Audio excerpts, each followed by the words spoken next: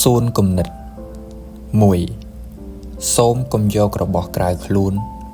មកប្រៀបធៀបជាមួយជីវិតមនុស្សឲ្យសោះកុំទុកដាក់ក្រដាសនិងដែកឲ្យមានតម្លៃជាងជីវិតខ្លួនឯងក្នុងលោកនេះមិនមានអ្វីមានតម្លៃជាងសាច់ញាតិខ្លួនឯងឡើយបើអ្នកយកប្រាក់មកគ្រប់គ្រងជីវិតរបស់អ្នកនោះអ្នកនឹងត្រូវទទួលរងនៅទុក្ខជាមិនខាន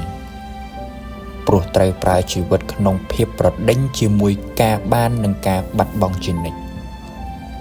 2. ដេកមិនលក់ព្រោះរវល់តែគិតរឿងអាក្រក់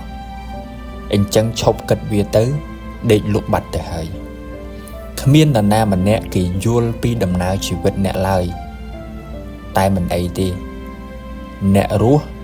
គឺដើម្បីតែជីវិតខ្លួនឯងទេតើមិនមែនប្រឹងរស់ដើម្បីឲ្យអ្នកដទៃគេយល់នោះទេតែងតែអត់ឱនតែងតែលើកលែងទោសចំពោះអំពើអាក្រក់របស់មនុស្សវាគឺជាឱសថអាចព្យាបាលអ្នកបានគ្រប់ពេលវេលាព្រោះជីវិតនេះ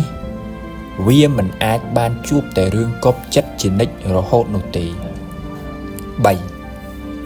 បានកើតជាមនុស្សមានទុក្ខធំយ៉ាងណាក៏នៅប្រសើរជាងសត្វព្រោះមនុស្សអាច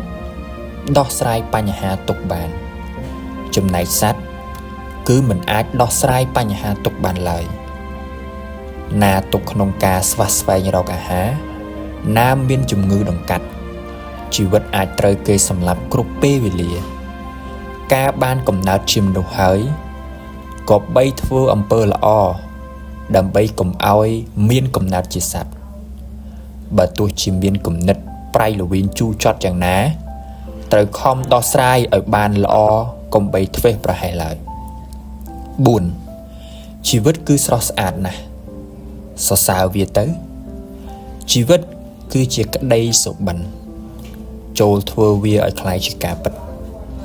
ជីវិតគឺជាការប្រកួតប្រជែងត្រូវយកឈ្នះវាឲ្យបានជីវិតគឺជាការសន្យាត្រូវបំពេញវាឲ្យបានជីវិតគឺជាការសោកស្ដាយ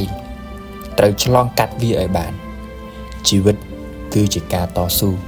ត្រូវតែព្យាយាមធ្វើឲ្យដល់គោលដៅជីវិតគឺជាការផ្សងព្រេងត្រូវតែក្លាហានពុះពីឧបសគ្គជីវិតគឺជាភពសំណាងដែលយើងគឺជាអ្នកសាងជីវិតគឺជាជីវិតដែលយើងត្រូវតែប្រយុទ្ធដើម្បីវាជ័យយោលោកនេះជារបស់យើងទេ